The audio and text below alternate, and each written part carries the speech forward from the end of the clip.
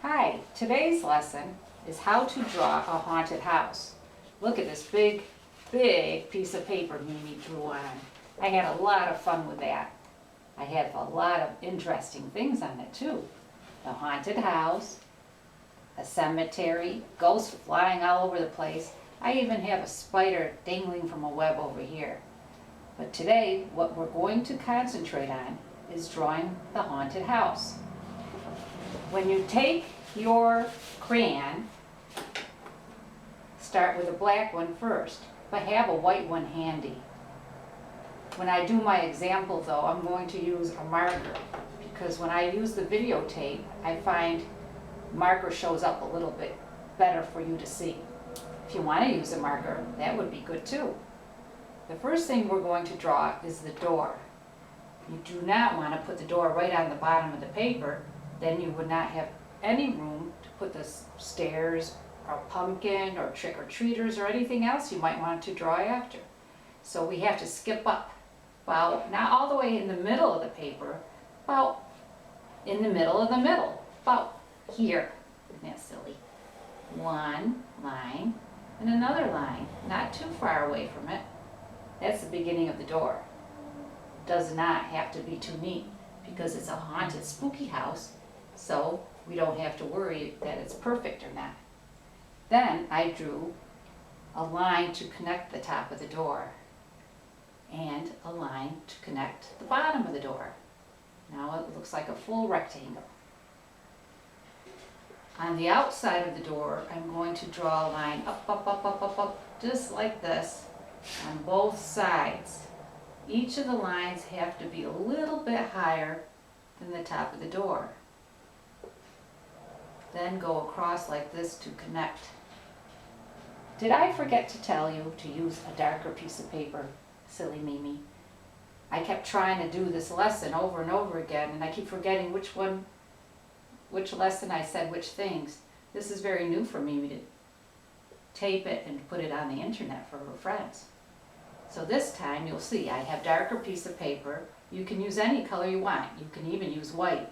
But when you use a darker color, you can use white crayon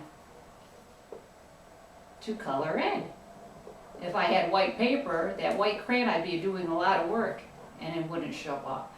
And this way it looks like it's nighttime if I do it on blue paper.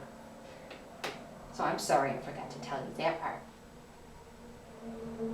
Inside the door, I'm going to do a little square and a doorknob so our friends can come in and out of the house. On the side of the door, we're going to draw two posts to hold up a porch roof. So that goes up, one straight line and another straight line, close together. And the same thing on the other side. Up, just like this.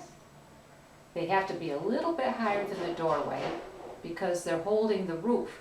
You don't want our little friend the ghost come bumping his head. Then I'm going to draw a line to connect it. You can see some of the lines are bumping into each other. Again, because this is a haunted house, a spooky old house, we don't have to be very neat, which makes it a fun project. We don't have to worry about too many things. Over here I'm going to draw a tinier line. This one's longer, this one's shorter, but they're both going sideways. From the top corner of this line, I'm going to slightly curve in and then out to connect. Same thing here, out to connect. And there I have a porch roof. In New England, where Mimi lives, there are a lot of old houses, and many of them have what they call a slate roof, kind of like stone on the top of the roof.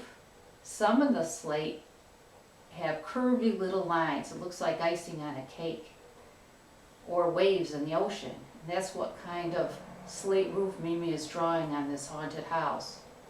Try that. You're going up, down, up, down. Nice and gentle, take your time. They don't have to be perfect. Now there's another thing Mimi's going to draw, and this is something you see in some old houses.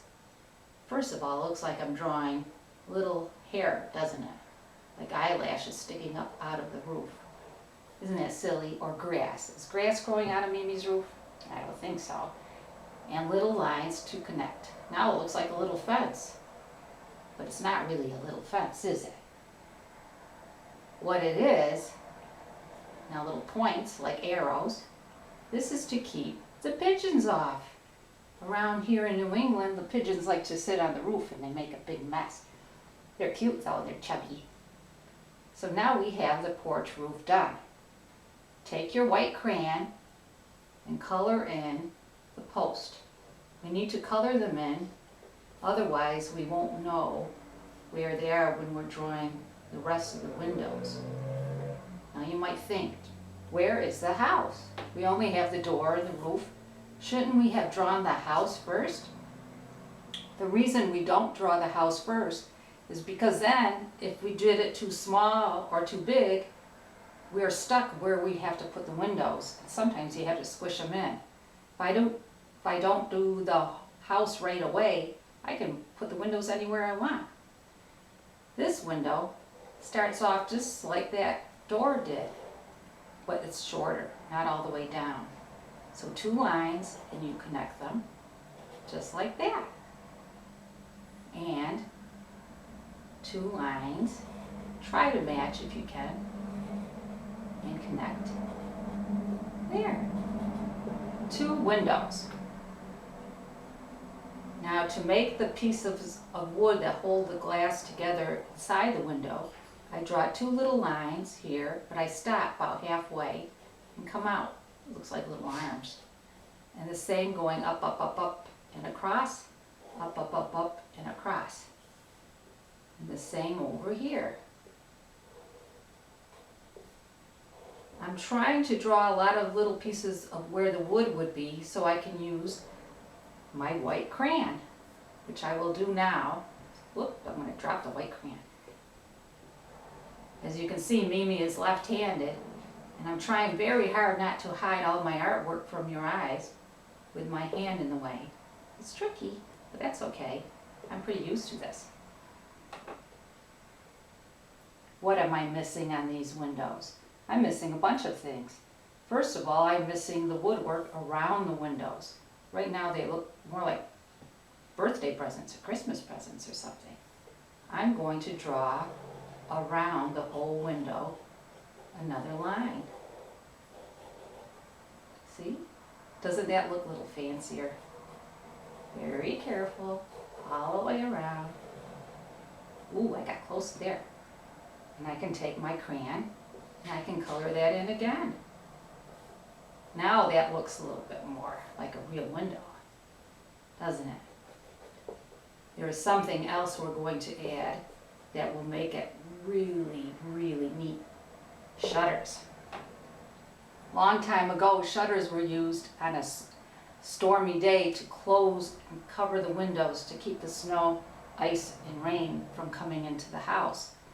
Now we put shutters on houses because they're still pretty. We don't really need them, but they're pretty. On these old houses, they have them, and often they're falling off, kind of. They're tippy. They're really long rectangles like this. They look like windows are kind of floating around.